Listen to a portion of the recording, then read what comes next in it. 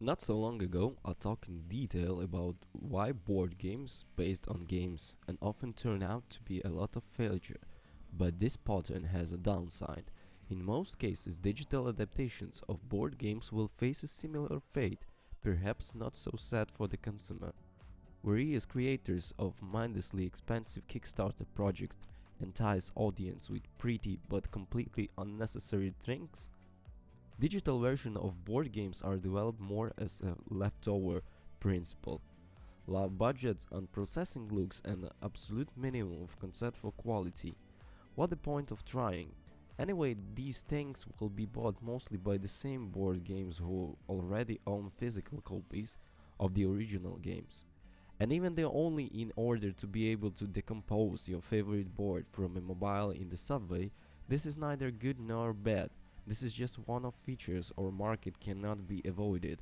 But it's all more pleasant to see that there are expectations to any rule. The PC version of acclaimed Gloomhaven is one of them. After 2 years of development, it will finally leave Steam Early Access in mid-October, but it's worth taking a closer look at it before release, especially if you like true tactical strategies, whether digital or desktop.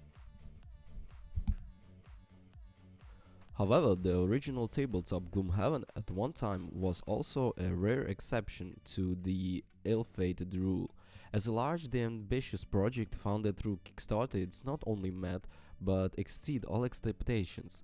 Unemployed physic Isaac Children, who previously created one unremarkable game, tried to endow dashing Dungeons and Dragons race with the mechanic depth often found in complex economic simulators.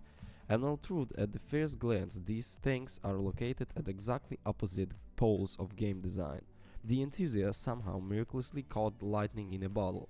Gloomhaven became a real sensation. If we explain on examples more understandable to the gamer, then it made about the same sensation at the wild as Third Witcher. The game was swept off the sleeves so quickly that there were nearly enough copies for everyone. The first print run grossed a relatively modest 4,000. On the second, people brought 14 million.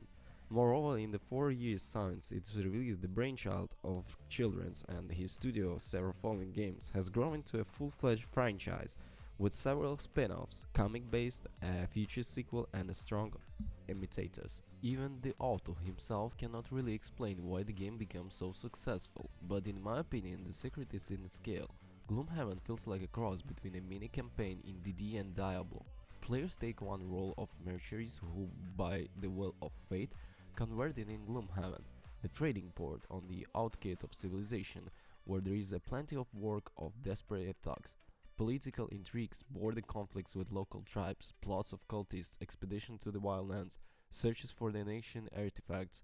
In a word, those who are not afraid to risk their lives and get their hands stained with blood will have many chances to earn a happy old age, while along the way do a lot of good, or not so, deeds. Although a lot is not quite the right word, the most 10 kg box with the game contained so much content that it personally took me a year to go through the story to the end. Not even research everything in 100%, but just get to the final.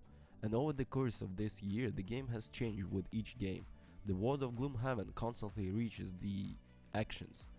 Plot forks open or close access to various scenarios. The decision of the players affects random events. The reputation of the team in the eyes of local residents and the prosperity of the city. Within one group, several generations of ventures change.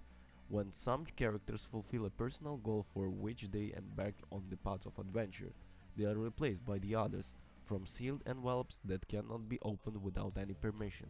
On the way to the task, you can easily stumble upon a side quest and immediately mark the find with a brilliant sticker on the global map, or suddenly meet a hero who left the team a few games ago and now he lives his own life. As a result, two people who have gone through the plot to the end see completely different moments in different order. For example, I still have not opened all the mercenaries and recited the temptation to open the envelopes. Although I spent at least 2 if not 300 hours in the game, we have long been accustomed to such things and then for granted. In addition, in the digital version, a full-fledged story campaign, and I did not want to talk about it because of the plot. In fact, behind the big ambitions of Gloomhaven is devilishly cunning dungeon crawler, which even without any narrative in the video game format works even better than on the table. At first glance, everything looks pretty simple. The game is split into many scenarios between which you travel across the global map.